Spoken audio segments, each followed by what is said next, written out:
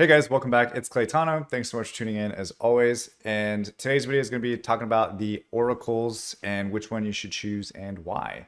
I typically do this video for every single monster as soon as they come out. However, I took a little social media cleanse, a little hiatus over Christmas, spent some time with family. So I'm a little bit late to this, but I do think it's a good thing that I'm a little late because that's given me a little bit more time to learn about the monsters, test them out, and also there's a new update that's going to affect the oracles very specifically, Sierra and Gianna. And I think it's a good thing that we're talking about this a little bit later on. So there is still some time if you're watching this video today in order to choose which one you want to go for on the banner summons. But if not, I can give you a little bit more insight on which one you should build in the future. So if you're watching this video a little bit later, no problem.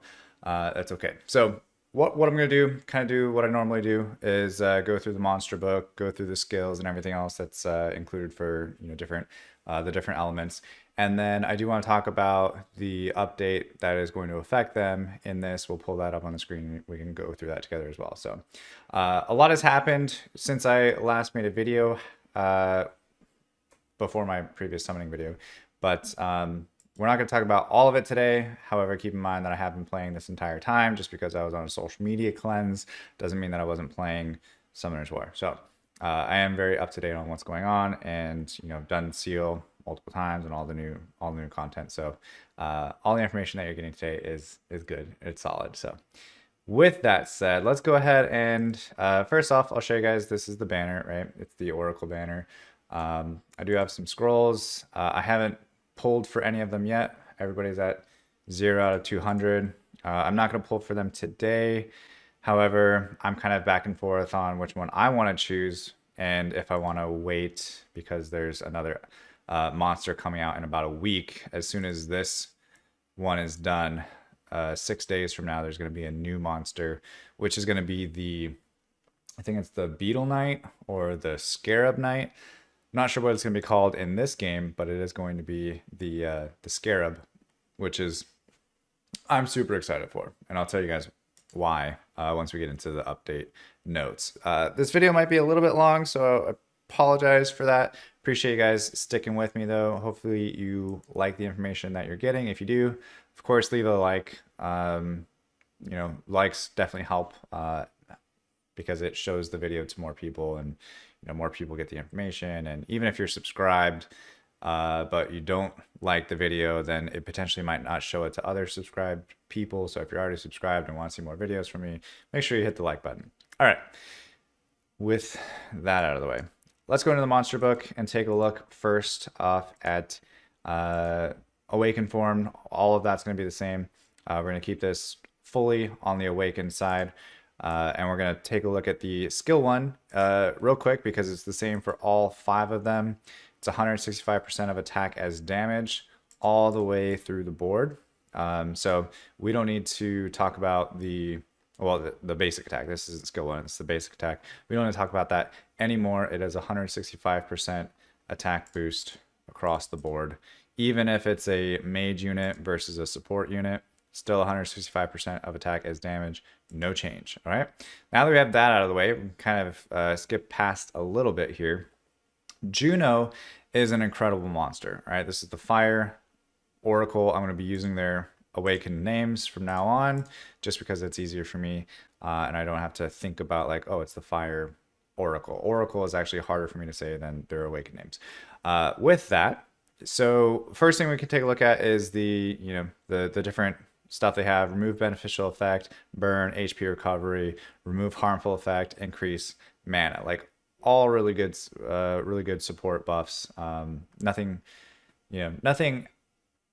that's useless, right? This monster, like I said, is really good. Potentially one of the best units in the game right now, believe it or not, for PvP specifically. May not be as useful in PvE as I've seen, but PvP definitely one of the best units in the game. Almost an auto ban, almost a first pick unit every single time in high ranked RTA. So just keep that in mind for Juno. If that's something that you're interested in, this might be the monster that you want to go for. Her skill 1 is called Passing Time. twist time to attack enemies within the area 3 times, and each hit has a certain chance to remove a beneficial effect. Applies irresistible burn to the target for every beneficial effect that is removed. So if you remove an effect, they're getting burned no matter what. It does 179.4% of attack as damage, and then adds a level 1 burn for 20 seconds. This is great, and it's also a very similar skill for almost all the oracles. This, instead of a burn, it's an irresistible frostbite. This, instead of an irresistible frostbite or burn, it's a bleed. And then I think, okay, this is slightly different, so we'll talk about that later. Skill 2 for Juno affects causality to recover the HP of nearby allies. Afterwards, remove all harmful effects on team members, and additionally recovers the HP of nearby allies according to the number of harmful effects removed. The recovery amount is based on its max HP. So first off, you're going to recover your HP of nearby allies, right? That's 15.1% of max HP just off the start, right? That's what it does. And then you remove all harmful effects. So keep in mind, if you have like buff block, or I'm sorry, heal block, debuff, that's going to block the heal, and then it's going to remove the heal block. So keep that in mind. It's a heal, then a cleanse, and then another heal. So after you remove the heal block, then you'll get the 18.9% of max HP. So, you know, a little bit of a weird situation if that were to happen, but that's how it would work. If you are removing a lot of debuffs or up against a team that's debuffing you a lot, removes all harmful effects on team members and additionally recovers HP. That's it's a super nuts skill, because say you're getting like burned and defense broken, whatever else, you're getting basically 19%, 20% of your HP recovered per debuff removed, which, so if you have like 5, you're getting 100% recovery and a cleanse, and it's only a 30-second cooldown, 5 cost. It's not that crazy of a cost for what you're getting, which is, like I said, extremely good. Really good cleanse, really good heal for this skill, especially when it's maxed out. I'm only going to talk about it maxed out because you'll probably want to max it out if you do go with Juno. The ultimate is very similar, as always. Controls causality to recover the HP of nearby allies. Afterwards, remove harmful effects on nearby allies, and additionally recovers the HP of nearby allies according to the number of harmful effects removed from itself.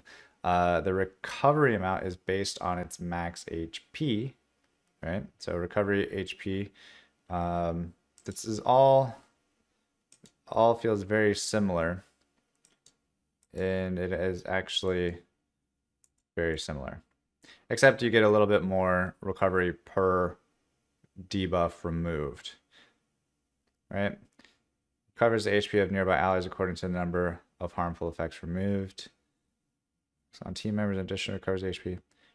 Okay, but this is slightly different. Recovers the HP of nearby allies according to the number of harmful effects removed from itself. So if it's removing a lot of harmful effects from itself, then it's healing based on the amount that's on Juno. This is healing based on the amount that's on the actual monster itself. From what that's how it reads. But for the most part, it's similar effect. You just get a little bit more heal here. Okay, so the other thing that this is what makes Juno really good is the Team Summoner gains 1 mana for every beneficial or harmful effect it removes based on a certain chance. So if you're removing a beneficial effect from the enemy with this skill, Passing Time, then you're going to have a 50% rate to increase mana by 1. You can't increase the level of this, so it's always going to stay 50%. Anytime you cleanse yourself using skill 2, you're going to have an increase mana by 1 no matter what, right? It's a 100% chance. So if you're using this with like Cleef or Keenan or literally anybody, you're just going to be gaining a lot of mana if the other team has a lot of debuffs. You can almost gain all of your mana back that you're going to use for this just off of one use, and she can just kind of snowball over and over and over again, and you'll never be able to ever touch a cleave ever again. Speaking of, there's a cleave debuff we got to talk about. So yeah, anyway, Juno, super awesome monster. This is kind of what makes it super OP broken. The other skills by themselves are really good, but Enlightenment passive is what makes it super OP broken. Okay, Praha. Let's talk about her. She has the same skills. We already talked about that. So let's just talk about what makes her different, which obviously she's a water monster instead of a fire monster. But skill 3 is much different than Juno's skill 3. She doesn't have any passive, so we didn't talk about that. But what she does is she beacons nearby allies to the world of dreams to recover their HP and remove a harmful effect.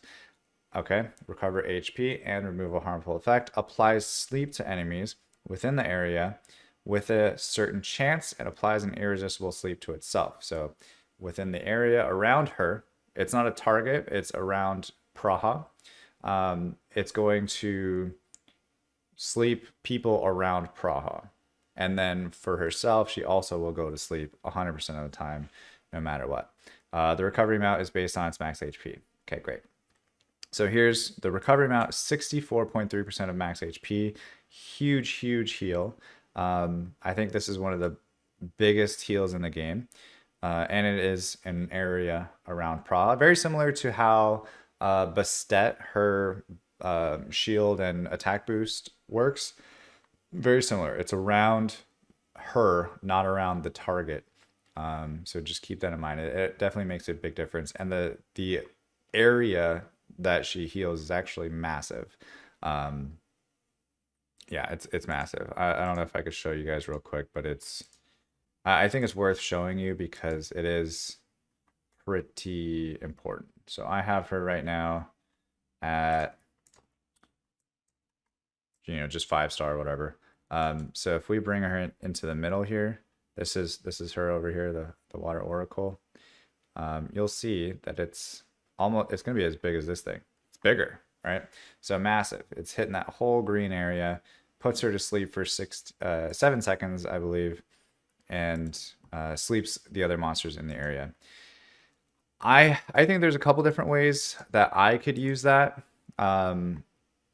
because it's around her versus like Hathor. It's a very similar skill to Hathor. So we've talked about Hathor many times, but it's a very similar skill in that it's asleep, it has a percentage chance, blah, blah, blah.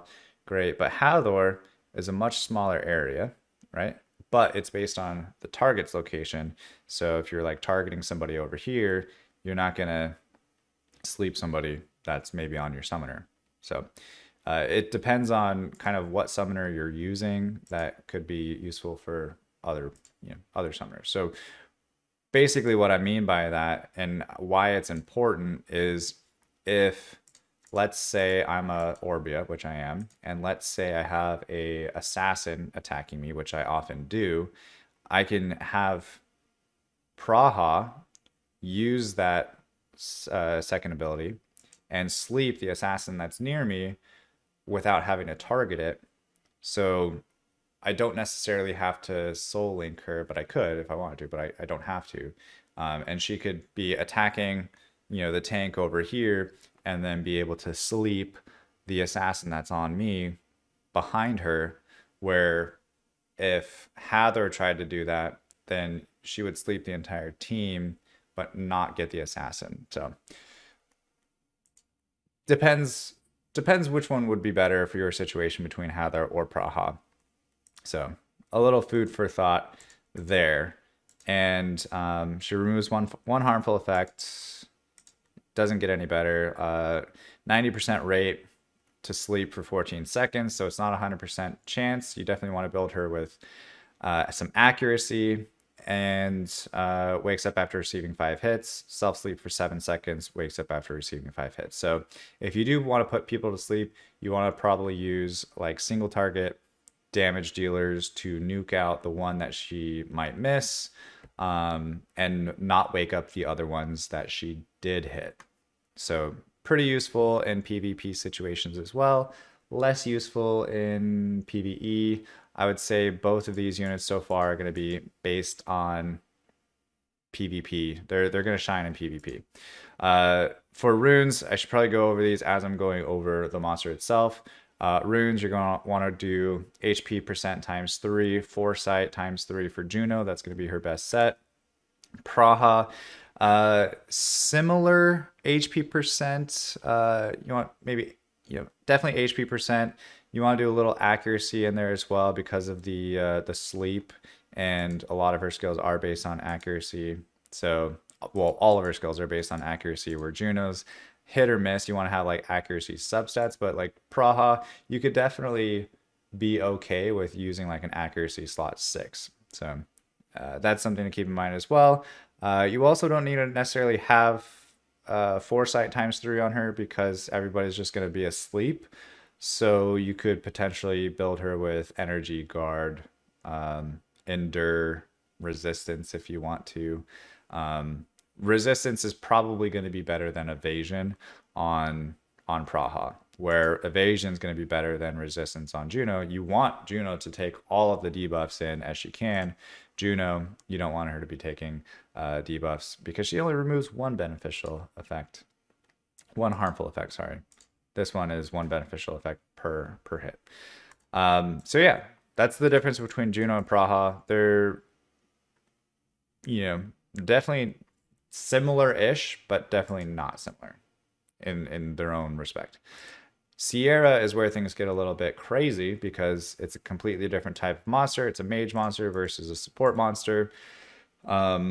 And this is where we'll probably start to talk about the update a little bit as well, because bombs are being changed and possibly being more effective. So this would be your last chance to get one of the best bomb units in the game, or the best pairing bomb unit with the game with Sierra, which is right now the way the game is while I'm making this video.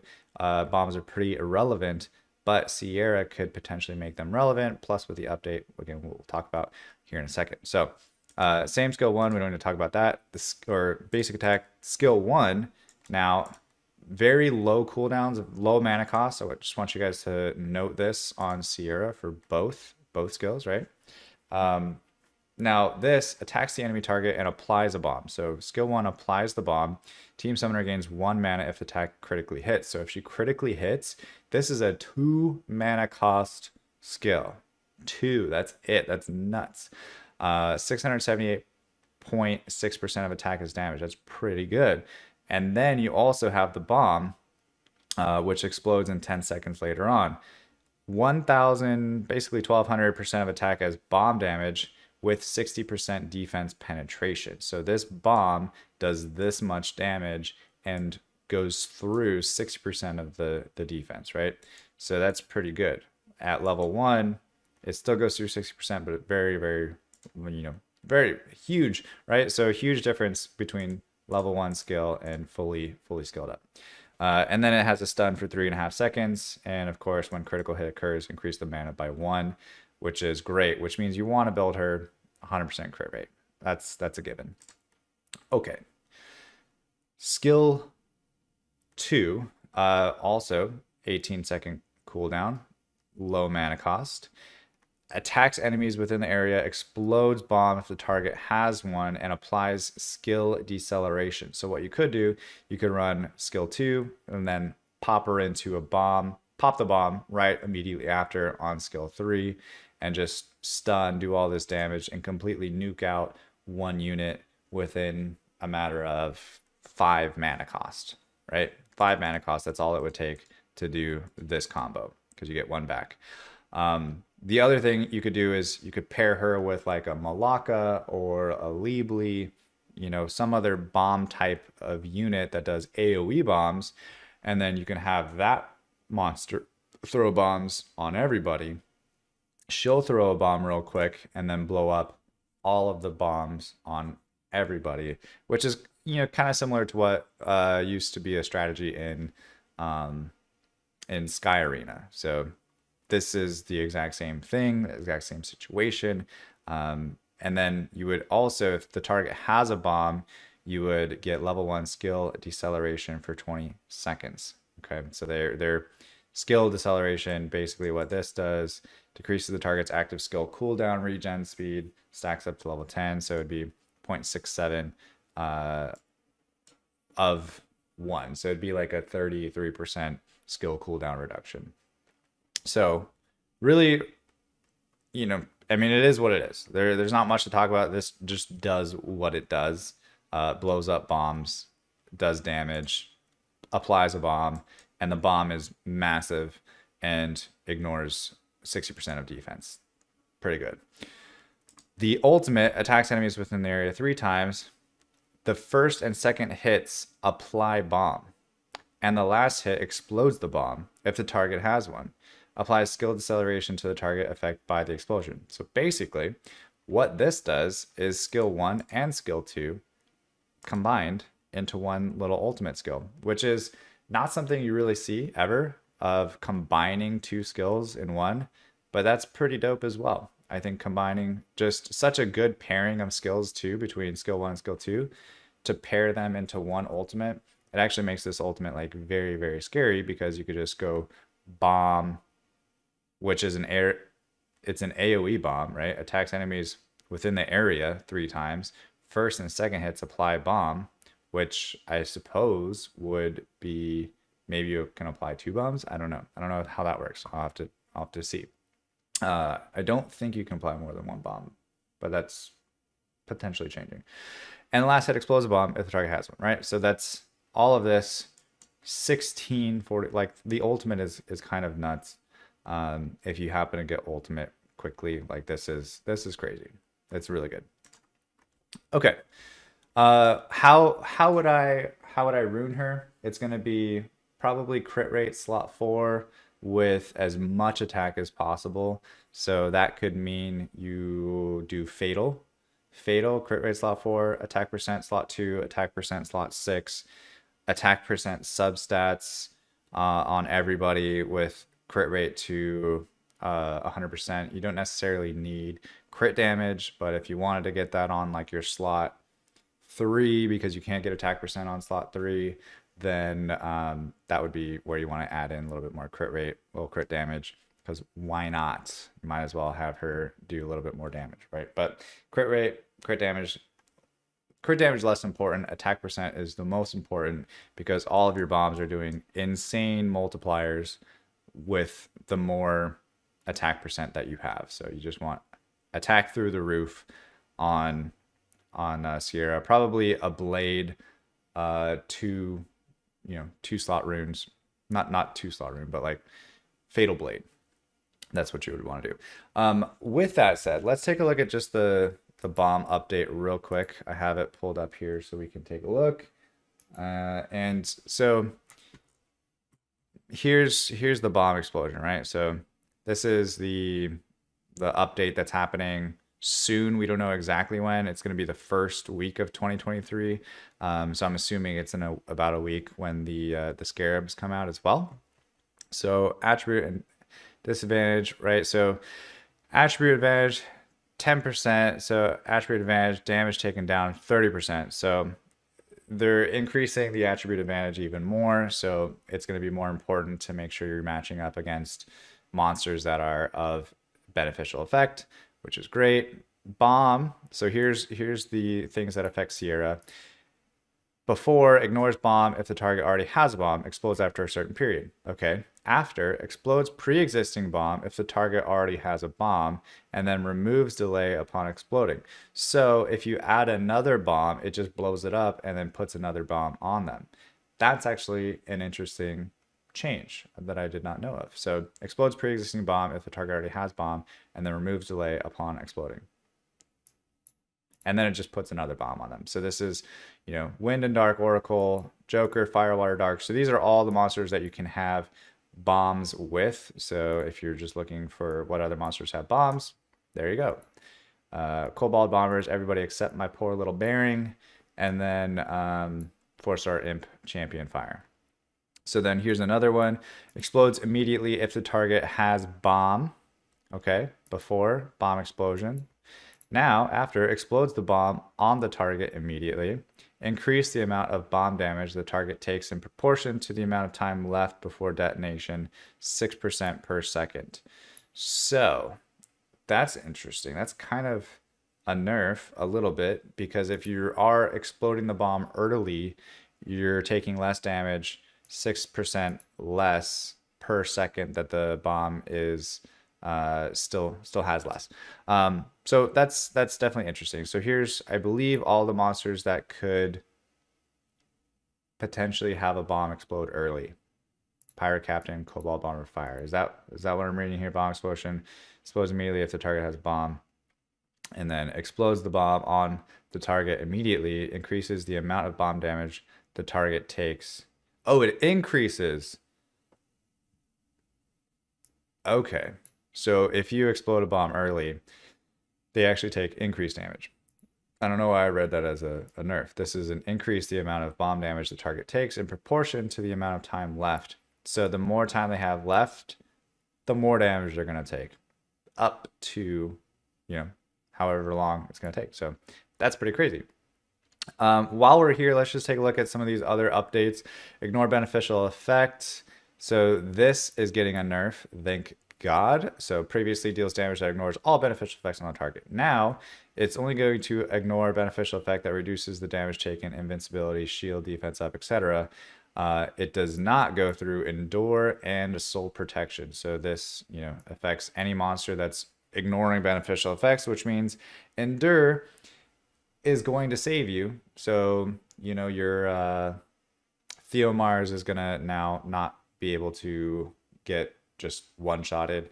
Cleefs are not going to be able to get one-shotted with beneficial effect. So that kind of sucks. And then the Water Scarab that's coming out is also going to have the option to put a little endure on. So that's going to be nice. But yeah, so basically they can't go through endure. So that is what it is. Death denial, ignoring damage, endure, and soul protection. Yeah, so fire, pioneer, wind, death denial, ignoring damage, endure, ignore beneficial effect, death denying. Yes, that's dark. Okay. So nothing crazy there. Unrevivable, new harmful effect, does not revive when defeated while having the effect. So this goes to 5-star mermaid.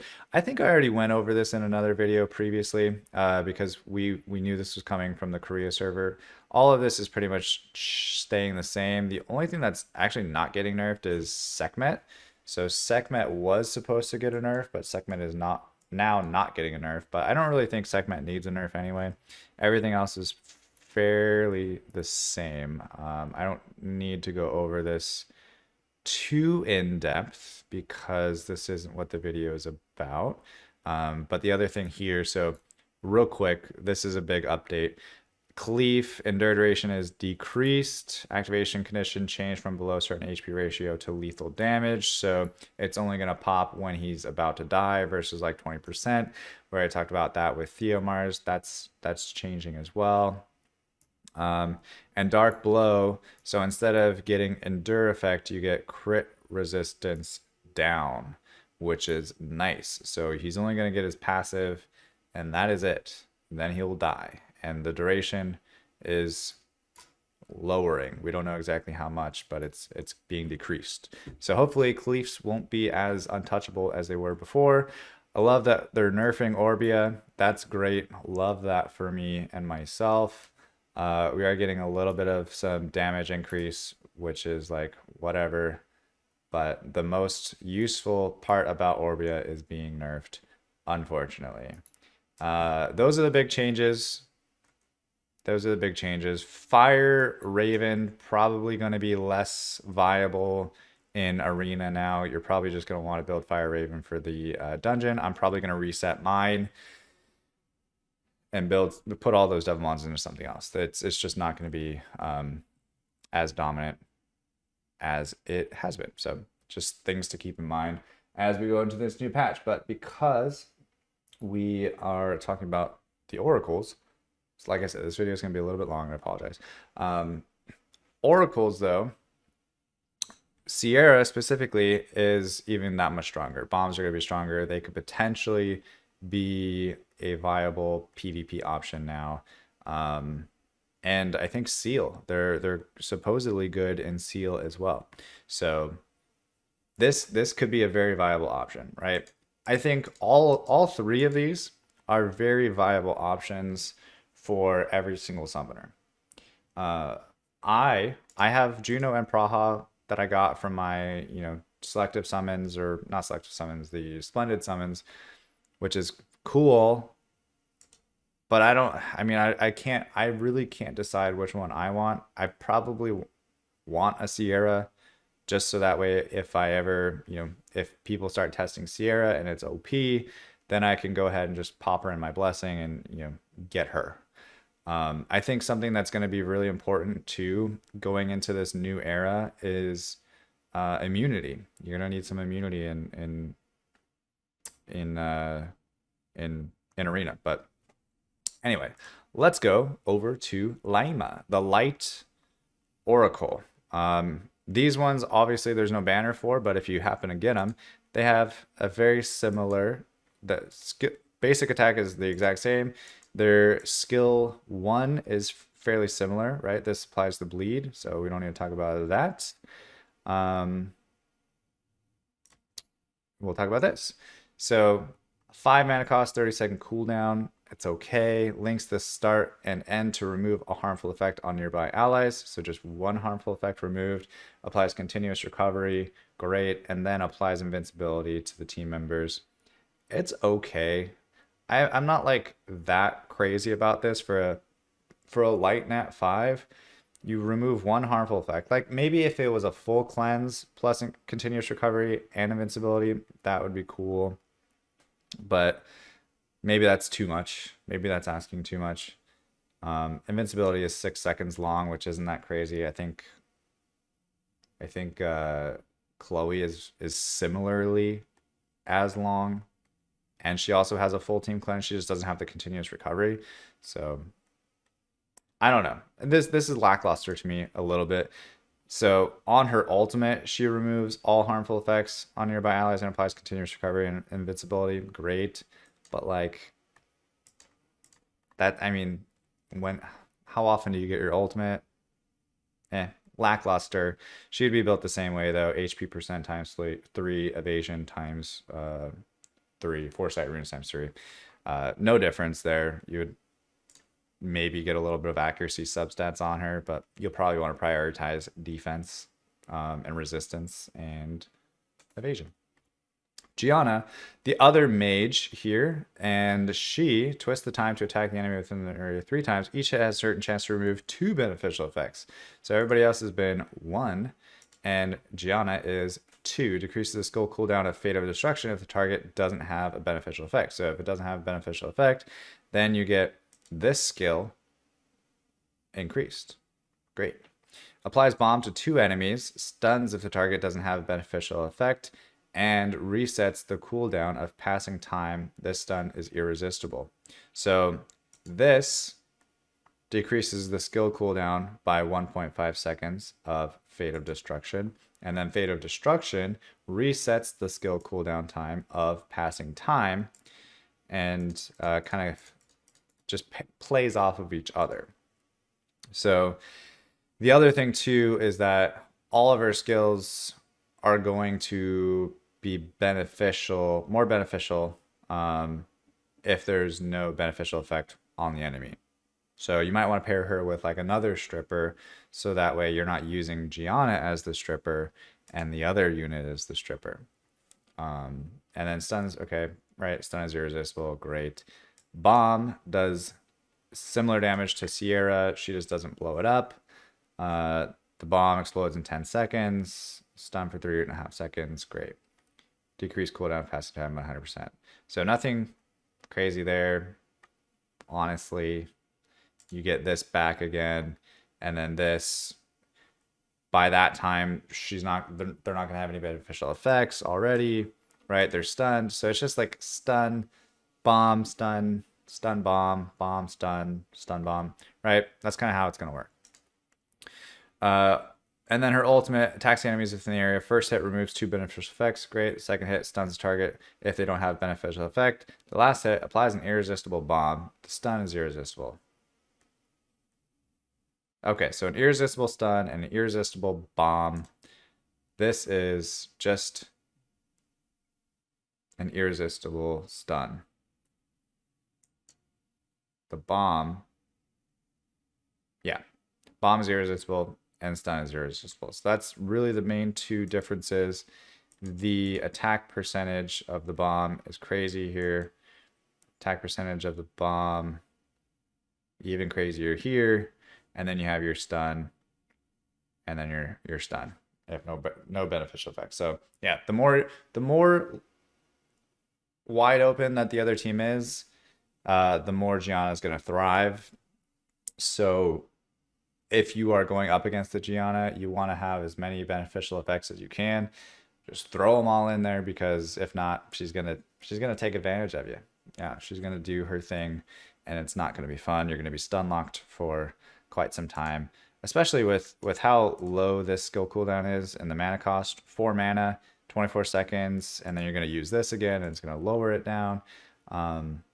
It's going to be, yeah, you're gonna want to have beneficial effects. It's gonna be tough. It's definitely gonna be tough. It's most of these are PvP focused. You're not gonna want to use these outside of PvP that much. Well, really, like I don't see too many situations. You probably can early game if you're, just starting out and don't have like other monsters built, but I would say most of these are PvP focused. So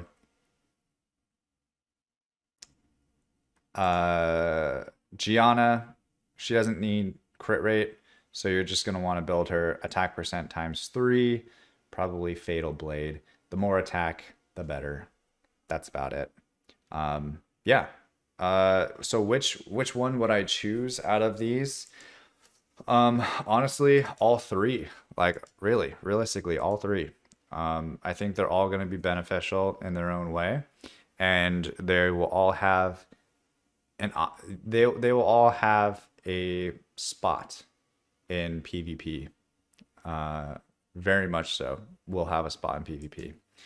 And it's tough. It's tough to choose which one you want more so. I would say Sierra is a bit of a question mark right now because bomb meta hasn't arrived yet. Will it come? Will it never come? We're not sure. We have to do some testing after the updates. It's possible that it can be insanely OP with damage, with stun locks, all the above. Praha sleep meta is not a thing right now, but she offers a lot of other stuff to make up for that. A little bit of CC, remove beneficial effects, frostbite, heals, a massive heal, like big heal. So just that alone is great for PvP, but then she can also potentially, get people off of your summoner or off of your backline with her sleep. Lots of good things here. RTA, this could be super good as well. I mean, you soul link her 5 cost mana, and you're just putting everybody to sleep all the time. I do think this is a better option than Hathor if you are looking for a sleep monster. She can stun. She can sleep lock the entire team. So that is a thing. Juno, currently the best option in this current meta. Will she be useful after the updates? Maybe, maybe not. I don't know. It's tough to say. It's tough to say how long Juno will last in this meta, but for right now, she is the #1 unit out of all 3 of the regular elements. However, I think it might shift after the update. So it's tough to say. It's tough to say, but of course the update's coming after the banner's already gone. That's where I'm like, if you have a Juno, you have a Praha, where I have 1 of each, 2. I might try to grab a Sierra before the thing resets, just so that way I have 3. I'm not gonna get 15 awaken of all 3 of them, because that's a lot. And I really want to save for Water Scarab, which is coming literally next week, because that is the #1 unit for Orbia players. especially with the, so what the water scarab does, for all the other Orbia players that are watching, if you've gotten this far, great, thanks, leave a like, make sure, like, go check if you're subscribed, because if you've been watching me for this long, like, that's crazy, and thank you. But the water scarab, if you're an Orbia, has a passive ability that gives Orbia endure when receiving fatal damage. So very similar to how Cleef works, Water Scarab gives Orbia a Cleef passive. And it heals the Orbia, it gives them the endure, allows them to live much longer than they probably should. And now with the beneficial effect, ignoring skills that like Raven and Lupinus have, it's not going to go through endure. So you're actually successfully protecting yourself from assassins, which have been the biggest issue for Orbias. So if you are an Orbia, make sure you get a Water Scarab, or make sure you save for Water Scarab, because that is coming in a week. So that's the thing, is like, there's like, yes, it would be nice to have all three of these 15A. I could probably make it happen with the amount of scrolls I have saved up, but I know that I love my Orbia. I want to keep pumping everything that I have into Orbia. I don't want to switch, and I know that I need to get, I want to whale out all 800 scrolls on Water Scarab is what I want to do. And I want to max out the book of Water Scarab, because I'll be using it for a very long time. So that's where I'm conflicted. I haven't summoned a single scroll on any of these banners. I have, my blessings are pretty much set, so I'm not summoning anything until, for sure, until, you know, a couple days from now. And then I have the option, maybe I pick up one Sierra, just so that way I can then put her in my blessing if it ever did come around. But I don't have like a Leebly, so I'm not really realistically trying to push the bomb meta right now. So that's kind of where I'm at. There's a lot of thought process that has kind of gone into this decision. It's a little bit of a weird one, but hopefully this helps you guys out in making your decision with the last 5 days of the banner happening currently. You know, appreciate you guys watching this far. That's going to be it for today's video. I will post another video tomorrow, which will be New Year's Eve. So if you happen to not see that video, happy New Year. Enjoy your time, spend time with your family. Other than that, guys, thank you so much for watching. As always, stay soupy, don't be potatoes. I'll see you guys tomorrow. Bye. Peace.